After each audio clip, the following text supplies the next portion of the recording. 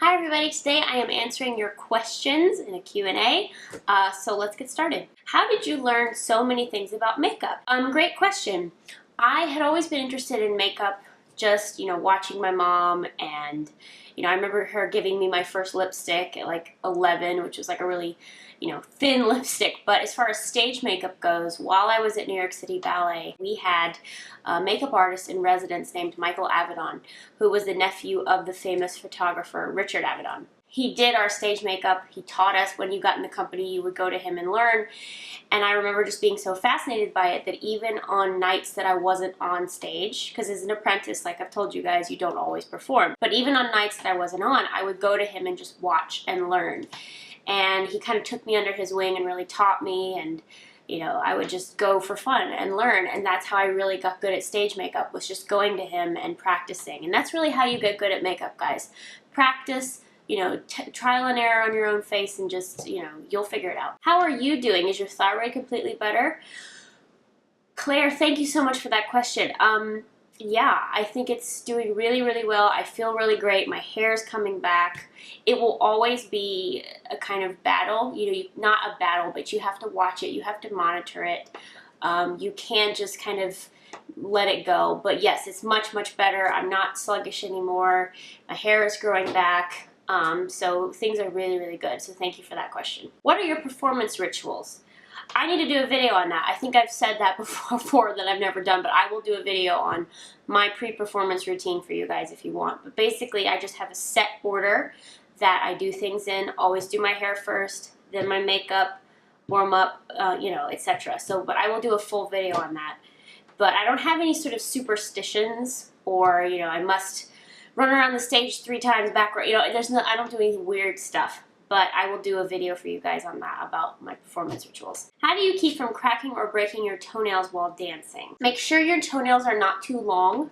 I've seen people on pointe, if your nail is too long, instead of standing on the base of your toe, you're going to be standing on the nail, and it's going to break. And, it's not going to be solid. It's going to really, really hurt. Having said that, you don't want to cut your nails too short, because then sometimes you'll get an ingrown toenail because you'll really be digging in there. But I would make sure that the nail of your toe is at the same level as your toe. Not too short, not too long. Because again, if your nail is too long, that's what you're going to be standing on, not the flesh part of your toe. So just keep your toenails completely the same length as your foot, as your actual toes, and that should really help you. What is your favorite version of Nutcracker and why? I'm a little bit biased in that I love the New York City Ballet version because I've danced it many, many, many times. Actually, this week's podcast, you guys, I take you on a behind-the-scenes sort of talk through Nutcracker at New York City Ballet, so I'll link that below for you guys. But not New York City Ballet. I would maybe say the Royal Ballet. I think their Nutcracker is beautiful. It's classic. I love the fact that Clara and the Prince dance with all the divertissements in the second act. I love the whole look of the second act, that sort of pink, sugary, different colors, but it all kind of blends together. I think that's beautiful. Another one I really love is the Bolshoi, because that was the very first Nutcracker I ever saw. And if I remember correctly, the whole second act is under the tree. Like, the tree has grown and the dolls come to life, and those are the divertissements. And Clara and the Prince are shrunken, and they're all under the tree, I think. So Royal Ballet and Bolshoi, but I have to say Balanchine Nutcracker is my ultimate favorite, and I'm a little bit biased. I have a question. If professional ballerinas also have jobs in costume designing? I was thinking of getting involved with that while still dancing. Yes, Janie Taylor, principal with New York City Ballet, started designing costumes while she was still in the company. And then once she retired, she's now doing it full-time, and I believe she designs most of Benjamin Millepier's ballets. And she's super talented. She's got a very cool eye for fashion, and she was a famous principal with New York City Ballet, so it's absolutely possible. What I would encourage you to do is not just sort of hope for it. Go to the costume house. Ask if you can watch on your off time. Ask if you can get involved or shadow somebody, because that's how you're going to learn, is by being involved. And they'll most likely help you. If you stay out of the way, they'll be sure and let you watch. So really get involved. Go to the costume shop. Ask a seamstress friend of yours. But yes, it's absolutely possible. How do you keep going and not feel tempted to quit dance, even when you feel like everyone is better than you? It's something I've been struggling with. A lot of people struggle with that, and I think it's because you don't know your own strengths. Sometimes, you know, all you see is everybody else in the class. All you see is what they can do, how high their legs go, you know, things like that. So I would encourage you, as hard as this sounds, stop looking around the room. Just start focusing on yourself. Go back to, why do you like to dance? What made you start dancing in the first place? Is it the music? Is it the movement? Are you, you know, you like becoming somebody else?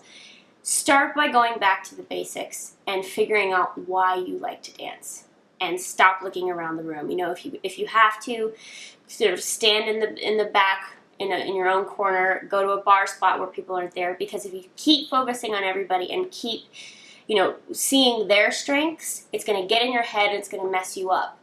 So you really want to start focusing on your own strengths. And I know that's hard, and I know that's kind of a cheesy answer, but it just will get to a point where it'll be so in your head you won't be able to get out of it. So go back to why you like dancing in the first place, what made you start dancing in the first place, and try not to focus on everybody else, and that will help you. A lot of you are asking me about doing a more in-depth video on hyperextension. I've done a hyperextension video with some exercises you can do and how to train with it, which I will link in a card for you guys. I am not a doctor. I am not a person who knows all the human body, you know, perfectly, and the anatomy and everything. I will work on this. I'll do some research and get back to you guys, because a lot of you have been asking me about hyperextension. But check out that video. Again, I give you some exercises and tell you how to start training your dancing if you have hyperextension like myself. But I will work on doing a more in-depth video for you guys. I wanted to ask for performance tips on how to get noticed during master classes and on stage during the variation. What do I do to stand out among the other many variations they watch? This is an excellent question. Because let's face it, you go to a ballet competition and there are 14 black swans, 14 capellias, 14, you know, le corsairs. How do you be the one to stand out? I should do a separate video on this. I'm actually going to, now that you say it, but I'm just going to give you a quick tip. But I want to go into more detail instead of just a 2-second answer. But make sure that you perform. Show them why you want to be there. You know, if you're so focused on if you're doing the third odalisque variation from Le Corsaire, you know, the one that most people now add triples to, if you're so focused on doing arabesque, fourth, triple pirouette, it's not about the character. I guarantee you the judges do not care about triple pirouettes as much as they do about performance quality, becoming the character, musicality, you know.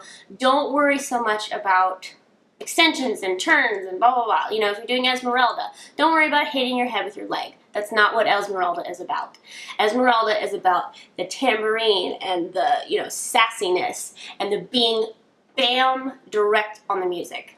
You know, pirouette, finish. Not, I have to hit my head with my leg. You know what I mean? So really focus on quality and performance and looking up. If you do your whole variation like this, I can't connect with you. But if you look slightly up and diagonal and go out, that's going to brighten your face with the light. That's going to show that you want to be there. If you're like this, it's not going to help. I will do a full video on this. I think this is a really good question, but those are just my immediate tips. How is your puppy doing? When do we get another puppy video? If you guys haven't heard, on my vlog channel, which I'll link for you guys, we got a puppy. But actually, update, if you haven't watched the latest vlog, we now have 2 of them. Their names are Dixie and Luna, and they are lab mixes. They're about 7-8 weeks now, and they're just precious. So they're on the other channel, go check it out. But a lot of you have asked me about Duchess and Carson.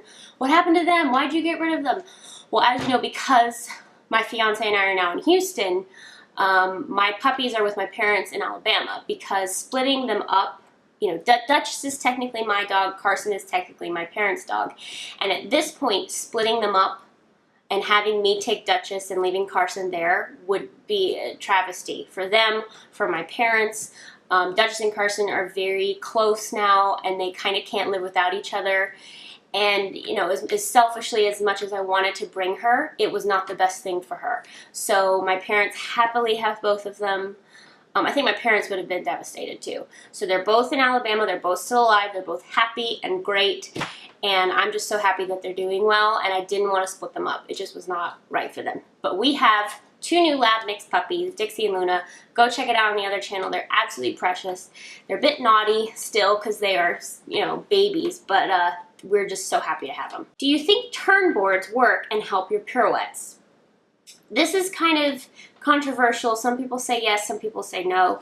I never use turn boards. I think that when you're practicing on a turn board, you're so focused on the board and spinning that you're not actually feeling the proper technique on your leg, because turning on pointe and turning on a turn board are 2 entirely different things. And you're going to work the wrong muscles. You're going to, you know, potentially get hurt. You're going to be so focused on the board that you're not going to focus on placement. You're not going to focus on spotting and the, you know, proper pirouettes. I don't agree with them. Some people swear by them, but for me, the best way to practice pirouettes is just repetition on pointe or on flat the way you would do them normally. You know, by changing the sort of anatomy of how you're going to do a pirouette with that turn board is not going to help you. You know, you've got to practice them the way you're going to do them. So I don't think they help. Again, this is totally just an opinion, but I would just work on practicing your pirouettes in the studio without a turn board. Last question. Would you please do a video with tips on mastering the Balanchine style? Yes. That's a great tip. A lot of you have asked me, can you do a difference between Balanchine and Vaganova and Cicchetti and all that? And I don't quite know everything to tell you guys that, but I can do a Balanchine technique basics if you want. Like the most important things you should know.